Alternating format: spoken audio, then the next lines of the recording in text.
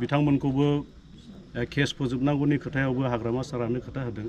दा बिथांमोनखौबो केसखौ फोजोबनायावहाय हाग्रामा सारा जोंनोहाय मदद होगोन। बेखौ जोङो लामा आन्दायनाय समावहाय जाय इउनाइटेड फराम अफ एक्स एनडिपिआ जोंनो लामा दिन्थिनानै जोंनि जिथुनाखि दानि सोलिफुनाय गभर्नमेन्ट थांनाय 5 बोसोरावहाय जाय गभर्नमेन्टआ सालायदोंमोन बिथांमोना जोंखौ जोबोद माने खस्थ' होदों। दिनैनि दिनाथ' जोंनि थाखाय जोबोद रंजाथाव दिन।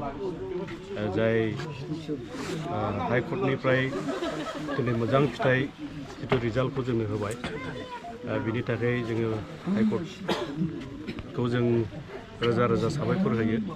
आरो बेजों लोगोसे जोंनि जिथुनाखि एडभकेट ए.के. भट्टाचार्य आरो रुपजित दे आरो कंकन कलिता बिथांमोना नेरा नेफेरा जोंजों फार्स्टनिफ्रायनो नांफानानैहाय दिनै बे खामानिखौ साक्सेस खालामनानै होबाय। बिथांमोना जोंनि थाखाय ए.के. भट्टाचार्यआ एकदम बोराय अबस्थाब्लाबो जोंखौ अननानैहाय बिथाङा थाबायनो हालायै अबस्थाब्लाबो जोंखौ अननानै बेबायदि मोजां खामानिखौ मावनो हानायनि थाखाय आं बिथांमोनखौबो हामबाय होनदों।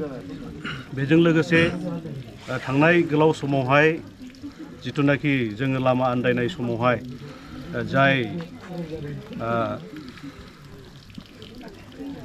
इउनाइटेड फराम अफ एक्स एनडिपिआ जोंनो लामा दिन्थिनानैहाय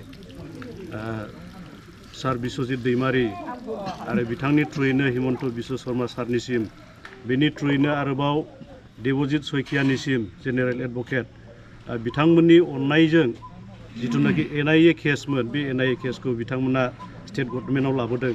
स्टेटआव लाबोनानैहाय दिनैहाय मास मोनबासोनि सिगां माखासे मानसिफोरखौहाय बेलाव हगारबाय।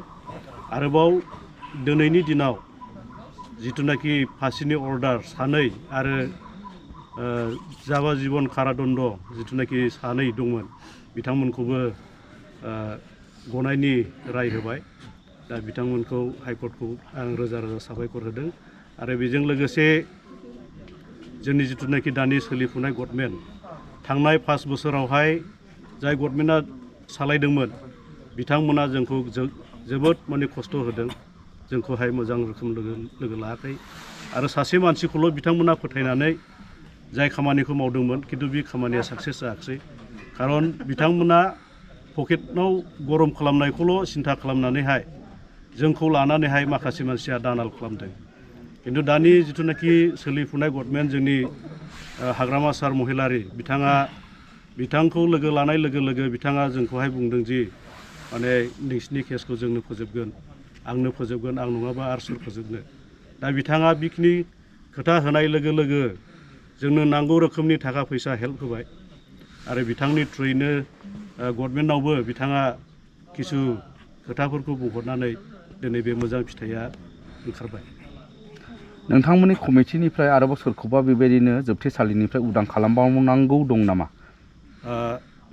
बेबादि सानै दंबावो। दा बे सानैखौहाय बेबो हाइकर्टआवहाय हियारिं जानो थांगासिनो दङ। खय एक मासनि फरेनो बिथांमोनाबो गबोनायनि लामायाव दं। आरो बेजों लोगोसे जोंहा जिथुनाखि बेलाव गबोनाय माखासे दङ बिथांमोनखौबो केस फोजोबनांगौनि खोथायावबो हाग्रामा सारानो खोथा होदों। दा बिथांमोनखौबो केसखौ फोजोबनायावहाय हाग्रामा सारा जोंनोहाय मदद होगोन। बेखौ जों आसा थिबाय।